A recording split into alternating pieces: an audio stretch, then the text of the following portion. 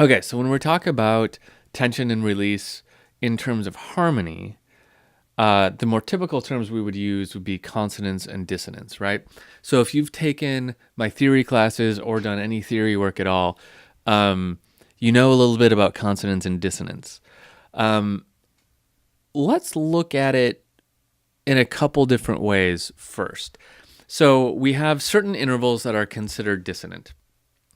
Let's do a whole note, and let's use C as a basis here. So looking up our scale, if I go up a major scale, C to D is that sound. That's a major second. That's kind of a dissonance. But if I go out of the scale and go to a minor second, that is a much stronger dissonance. So a minor second is a very strong dissonance. Sounds like that. Okay, so a minor second is any two adjacent notes. So notes that are right next to each other. So that's a minor second. That's probably one of our strongest dissonances. Always when we go outside of the major scale into the more chromatic notes is where we're going to get the stronger dissonances if we want them. Back in the scale, you could go to the third. That's not a dissonance really at all. The minor third could be considered a dissonance, but not really.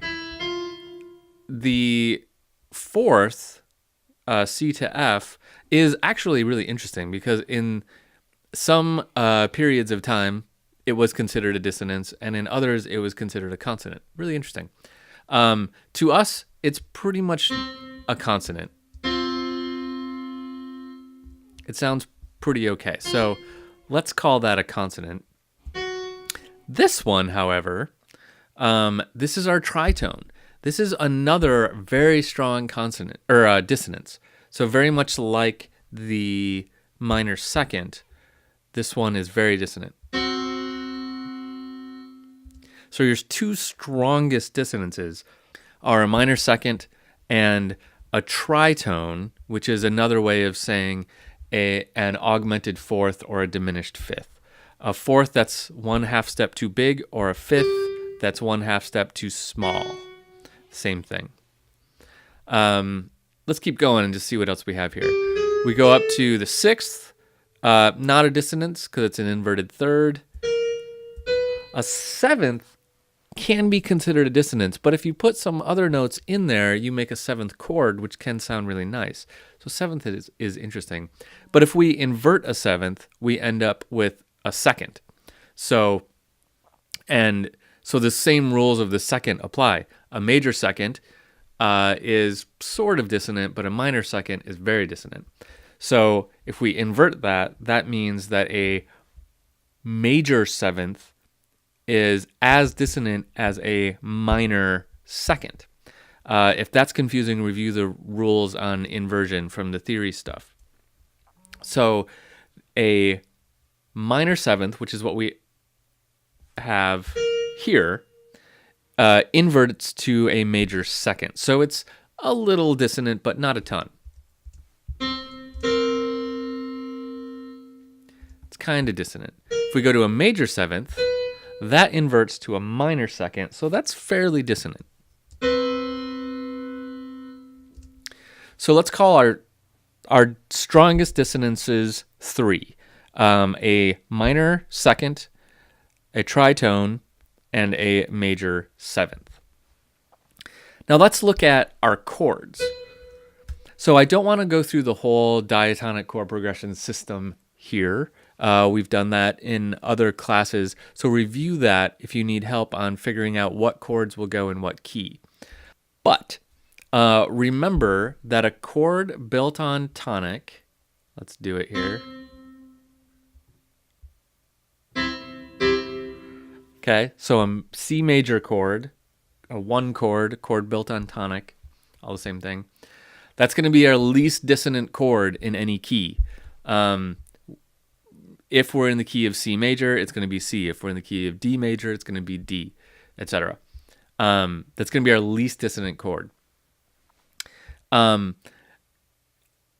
It's hard to say what our most dissonant chord is, because I could say, well, any combination of dissonant notes is going to be our most dissonant chord.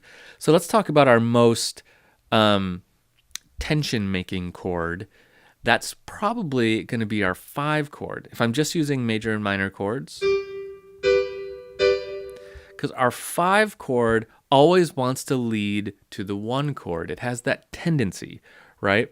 So that 5 chord is going to be our best way to create this kind of tension, because it has somewhere it wants to go. And the longer we stay there, the longer we're preventing it from going where it feels like it needs to go, which is what makes tension. So this 5 chord by itself is not dissonant, but it has a feeling of wanting to go back to 1.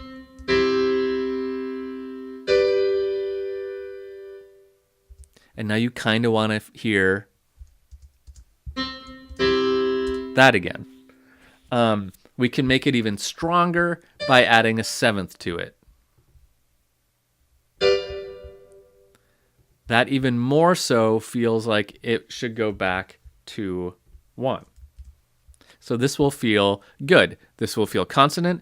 This will feel like we've stepped away and it's something farther away, and there's a little bit of tension in that, and then we go back to this, which is what we want to do.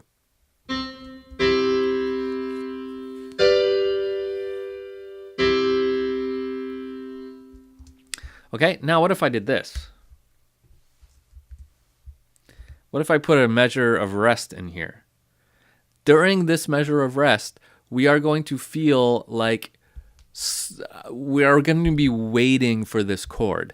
That's going to be a silence of tension, because we're going to want this chord to happen, and we're going to be waiting for it here. So hear me out.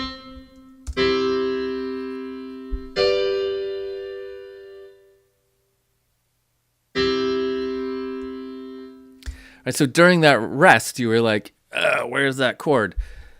That is tension, and that is release.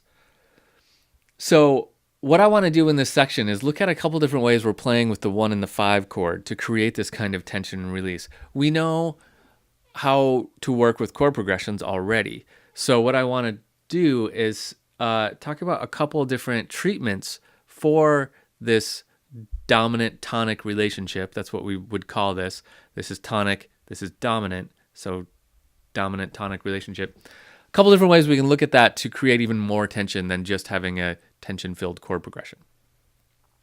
Okay, so let's move on to another video, and we're going to talk about prolonging the 5 for a while.